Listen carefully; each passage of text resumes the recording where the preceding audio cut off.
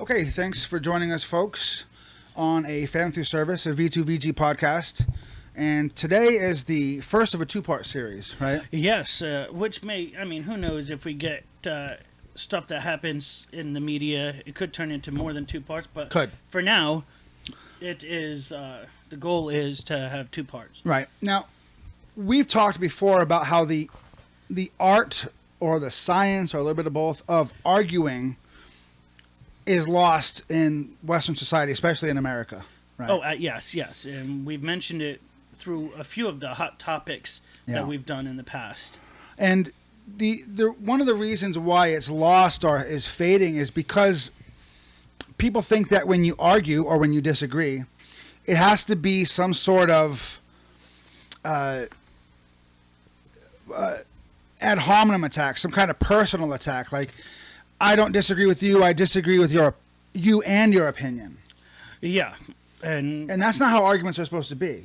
And yeah, we'll get into more specifics of that in the second part, but there are things, that I think, so we ride a very thin line as an organization, and we try to, on our videos, we try and stick to a specific topic, whether it's fun or difficult or whatever, and we try not to bring our personal politic beliefs or even religious belief overall. We don't make that the consumption of our argument. Right, because again, for the 100th time, Veterans to Veterans Group, our charity, does not have a political side and does not have a religious preference. Our focus is on our veterans, first responders, their families, and caregivers. Yeah, and anybody who's going to support that mission, pretty much, we're going to support them in return. But now, when people argue over hot topic issues in the United States or anything really, everybody tends to, especially those who are losing an argument, tends to fall into one of the 15 common types of logical fallacies. And there's two types of fallacies, right? There's a logical fallacy is a flawed, deceptive, or false argument that can be proven wrong with reasoning. And there are two types of that mainly. A formal fallacy, which is an argument with a premise and conclusion that really doesn't hold up to scrutiny, right? And an informal fallacy is an error in the form, content, or context of the argument. And that could be the person's not well spoken, whatever the case is.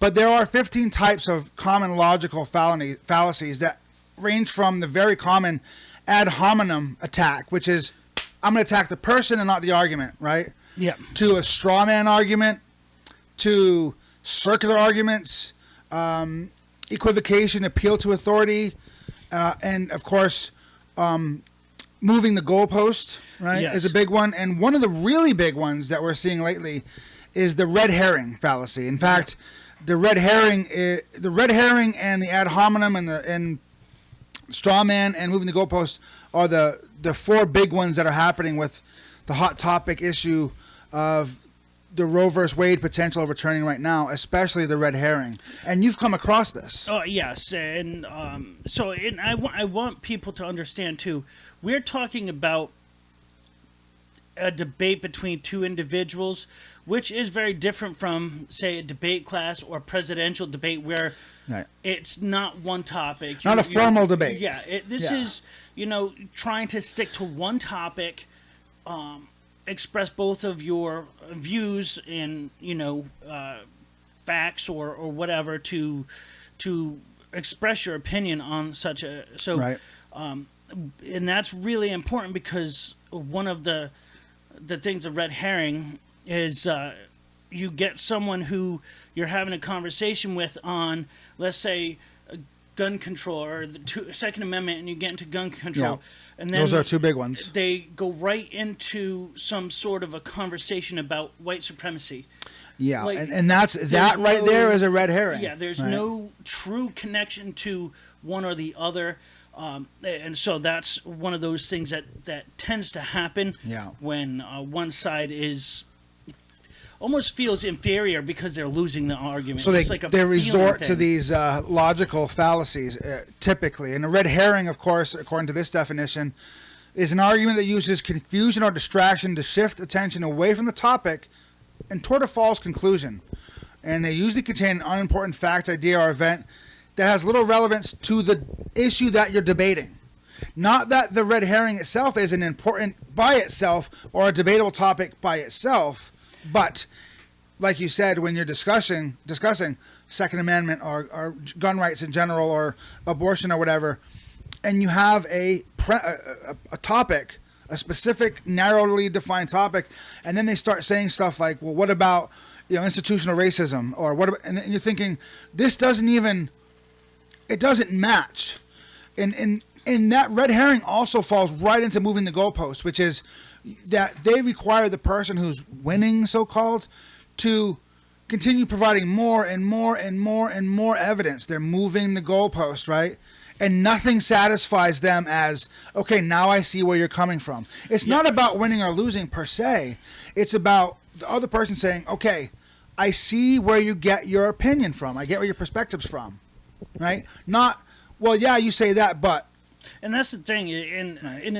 Again, bringing it back to what I was first saying with the debate club or a presidential debate, the goals there are to win, right? I mean, you're doing it to appease your college or your political affiliation to sound like you're winning. But when you're talking about a person-to-person conversation, it shouldn't be as much about, oh, I win, over the fact of sharing ideas and trying to understand each other. Right.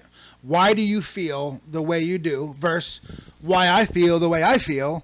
And maybe we can come to some common ground, maybe not, but it doesn't have to start to devolve from throwing red herrings and moving the goalposts to very rapidly personal attacks, ad hominem attacks. It really is. Sometimes it goes right away. And it does. It's like, you're an idiot. You need to, like, whoa, wait. Yeah. My argument is flawed, or I'm flawed, right? There's a big difference. And, and a good example of this, and I may have mentioned it during our interview one, but my son's wife and I were having a debate on the Gay Pride Parade itself, the specific, and not the origins of it, but where it is today. I think that it's become very sexually explicit. It's out and open for kids. I don't agree with it. So we were arguing about that, and at some point she did the attack of, well, you're trying to separate a whole group, and that's not the case. It's not the case. That's going to a logical fallacy. And, so it's because things sometimes get so emotional that you react emotionally. And so once we spoke further on it, she did apologize. She understood that we have a difference of opinion on the Gay Pride Parade and what it stands for today, and how it's not something that can be compared to thing like Memorial Day Parade. Sure. So after the conversation of, you went from us talking about point A to you accusing me of something that's not true, when you have someone who's transgender who's been staying in my house that I consider a friend and I very much respect. It's like, well, hold on a second. Yeah. And don't get personal. I guess what the takeaway is, try not to get subjectively, personally worked up over your argument. And, the issue because then these fallacies are so easy to slip out. And it really is. And the difference in this by case both sides, right, is that she was willing to see my point as far as the way that she went from the debate to the attack, and she was to apologize. A lot of people don't. They become so consumed by the emotion of either losing or becoming stressed out, they're not getting their point out, that it turns into a personal attack, and that often could lead to the other individual going into a personal attack. So you've lost the entire topic. And it just devolved. It's gone. Yeah, I would say that was a use of ad hominem and like a sort of hasty generalization. Yeah, which is a claim based on a few examples rather than a substantial proof, and they don't hold up due to lack of supporting evidence. You had Kai in your home. You welcomed her in your home to be part of your family temporarily, and so no, it doesn't. It doesn't stack up. And that's right? the important part, right? Is she obviously she knew that wasn't true of who I am as an individual. Right. But because the emotional aspect of it became so strong, and we've talked about this with PTSD, TBIs, even though we're logically aware that we shouldn't have brain splinters on things. Right. Well, I mean, it affects us an emotional way that oversees the logic Sure. in the individual's circumstance. Yep.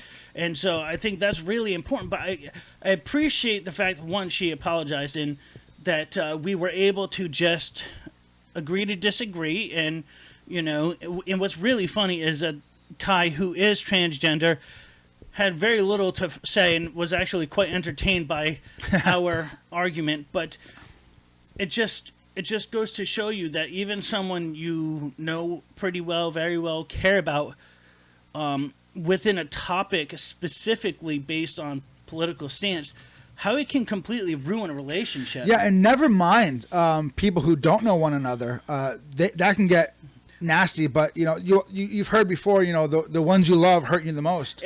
Exactly. So I mean, again, that's just another example of if you're in an argument, and what we mean by argument is a discussion. Because Chuck and I do not agree on a lot of things, but we find common ground. But that doesn't mean I dislike him or means he dislikes me. We disagree with our opinions or our reasons for our opinions. So just try not to get as emotionally invested in it. And I would suggest to try to, both sides should really try to understand where the other side is coming from. Because you might learn something. And, and be willing to admit you learned something or apologize. In my experience, and I mean, I'm very new to political debate because I've stayed away from it until it directly affected me with the Obamacare and the withholding of the government's pay to veterans, that's just where proof of my starting point. So I'm in kind of an infancy of political, prowess. Yeah. But in my time, I have come to realize, and you can correct me if you feel it's different, that almost every hot topic, if the two people are able to not cross those boundaries that we talked about, are able to find at least some common ground, some line in the sand, and they can at least empathize with each other's opinions. I agree with that. That's the goal, right? And that's the goal. And if you can't, then you need to work on that, right? And because then it means that thing. you're really being affected seriously by it, personally by it. And it's, again, I understand everyone has a different situation, right? Everyone's been through these things. Be case by case. It is. Individual. Yeah. It certainly is. But the attempt has to be made. And I feel that if you're in a discussion / argument with somebody and you see that it's getting to that line of no return, like some logical fallacies start slipping out, but it hasn't gotten to ad hominem yet, against the person, I think that's time to either, just say, well, we'll talk about this later, or disengage completely. And sometimes there's not that opportunity. Sometimes there isn't. It goes from 0 to 100. Yeah, you're right. It can go from, and you see it on like interviews a lot. It goes from, what do you think about the Second Amendment to, you just want to use machine guns to kill people. Like, what the fuck are you talking about? Yeah, it really varies, and I won't name the author, but there did come a time not too long ago. I was reading a book, and it actually made me quite self-conscious as far as if I would consider myself a good person, because I'm not truly engaged in a Christian faith or a Catholic faith, whatever the author was really pushing. And I felt that I had to come to you and talk to you about it, because you are a devout Catholic, and so with that, I thought it was important, I guess, for my own self-esteem to know that I can be considered a good person even though I don't follow the going to church every Sunday and or his definitions of what a good person has to be. Yeah, so at minimum. And so I kind of was looking a little bit more for a reinforcement, not to the point where it's an echo chamber, but more just generally trying to understand from somebody who is over that line and in the group of being a devout religious person. Yeah. So, these things. This is where it can. If I wasn't reading a book and I was talking to the individual, it most likely would have turned more into an actual argument, and like, well, and fuck I you. probably would have done the emotional attack. And that's what I was getting at is these logical fallacies we were talking about. There's 15 common ones. You can look them up. They're all over the internet. Oh yeah. But it's not reserved for one side or the other. Both parties can fall into it at the same time. But the more you rely on these logical fallacies, in my view, the worse your opinion gets, or the less substantiated your opinion gets, regardless if you have facts. Because people, even if they can't define which logical fallacy you're using, they know that something's not quite right. Yeah. And the more that they have these discussions, these debates, and these arguments, and they start focusing on what the person's saying and doing wrong, as opposed to whatever information, factual information, objective information that they have to back it up. Because, look, if you just call me a child rapist, and then you give me statistics on something else, I'm not listening to those statistics. I'm thinking of, how dare you say that? And exactly that. And the media on both sides is super well known for this. Yes. And so the most common thing that I've seen is that both sides will be like, well, all the people on the left do this. Or all the painting with a broad brush, right? And not only that, but then if you have somebody, say, on the left, like Bill Maher, who leans a little bit more towards the center. He surprised me from time to time with what he said, and not in a bad way. But because he's not so far left, he's being ridiculed as being on the right. And then the same thing with Ben Shapiro.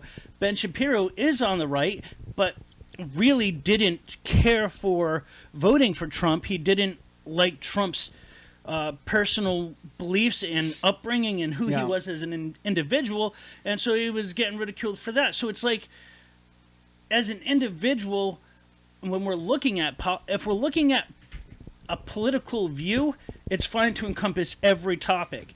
But if you're talking about a political candidate, and the more local, the more specific the topic should be, then we have to look at each topic. We can't say, just because, this person way over here said this, that means that if you identify, which is the appropriate way to say it, as someone who's a liberal or a Democrat, just because they identify as a Democrat doesn't mean they believe everything that every single Democrat's ever had. Right. And that's a big issue.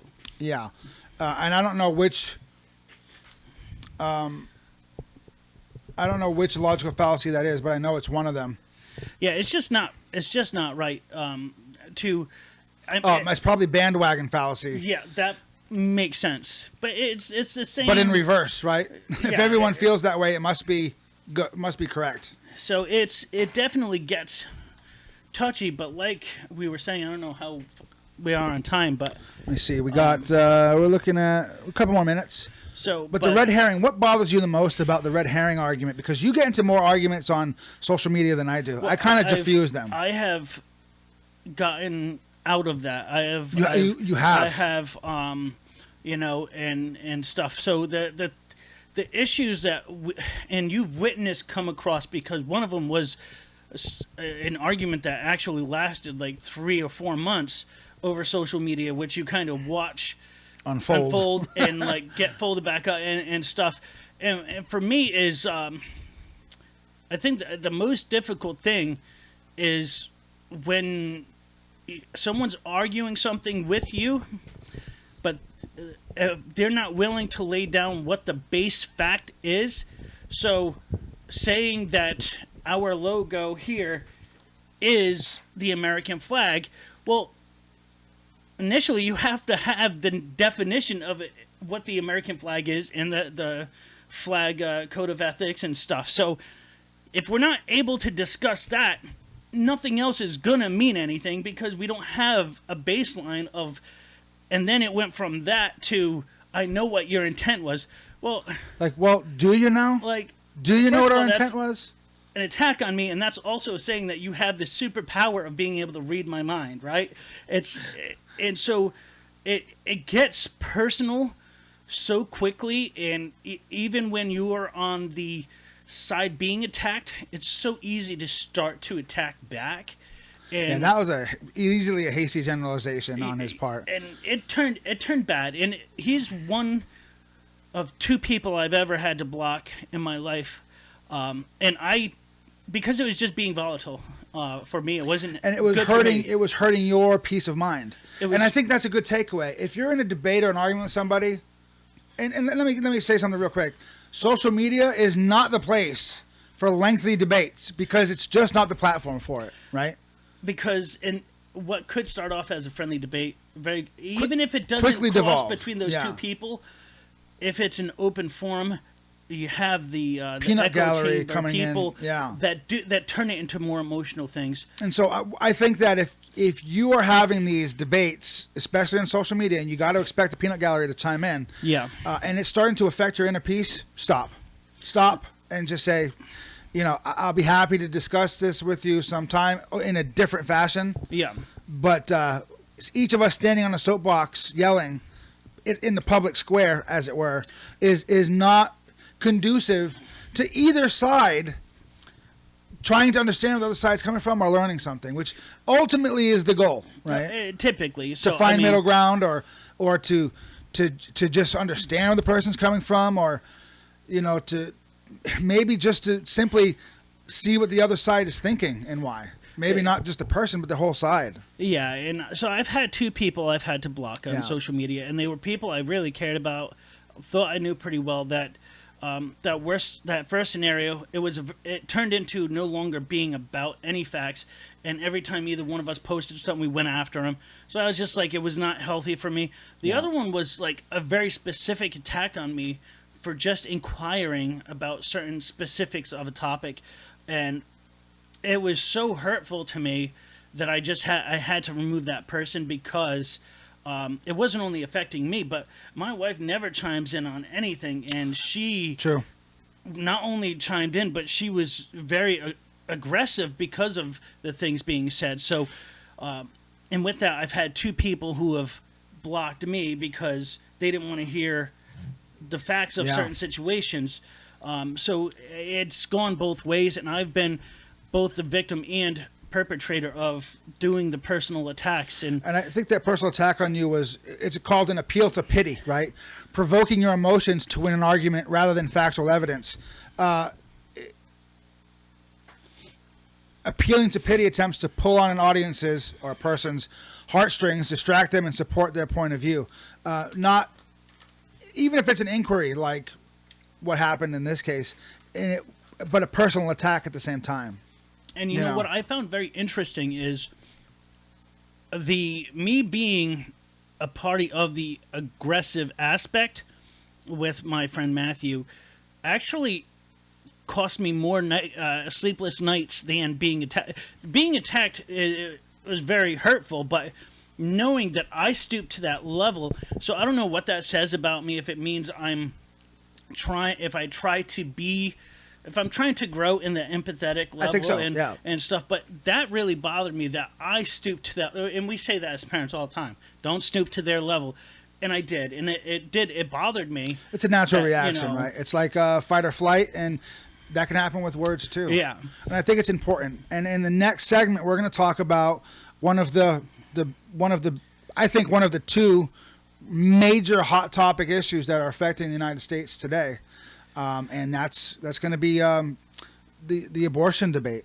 And we've talked about it before. And we have as a hot topic in our personal views. But in this case, we want to talk about why we can't have nice things. Why of all the topics we can't have any common ground on this. Right. As the elected officials speak on our behalf. Sure. Not on an individual basis, and sometimes it does bleed out to individual topic conversations about it turning very volatile. Sure. Because of that. So I think that's going to be it's almost more important than us stating our opinion on abortion. Sure. All right, so follow us in our second part for that. Thanks, folks.